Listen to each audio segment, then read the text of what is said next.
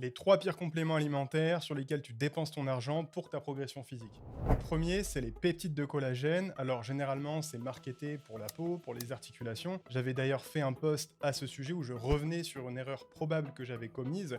À l'époque, je considérais que c'était vraiment inutile pour la peau et aujourd'hui, je suis un petit peu plus nuancé sur le sujet. Mais aujourd'hui, il existe aussi des poudres de collagène qui sont marketées comme bénéfiques pour la construction musculaire. Alors autant les poudres de protéines type whey, etc., ça peut être utile pour compléter un apport en protéines, autant le collagène, ça a vraiment aucun intérêt pour t'aider à construire de la masse musculaire. En deuxième position, les EAA ou les BCA, ou tous les acides aminés un petit peu isolés, qui vont être marketés comme t'aidant à construire du muscle. La mauvaise nouvelle, ou la bonne pour ton porte-monnaie, c'est qu'il existe de nombreuses études qui montrent que ça ne sert absolument à rien à partir du moment où tu consommes suffisamment de protéines dans ton alimentation. Enfin, on a la L-carnitine qui est très populaire pour la perte de graisse notamment, et ça c'est dû à son rôle dans le transport des graisses via la navette CPT jusqu'aux mitochondries. Donc intuitivement, on peut se dire plus d'entrée de graisse dans la mitochondrie égale plus de graisse brûlée égale plus de graisse perdue, ça fait sens. Mais malheureusement, c'est pas comme ça que ça marche. Déjà,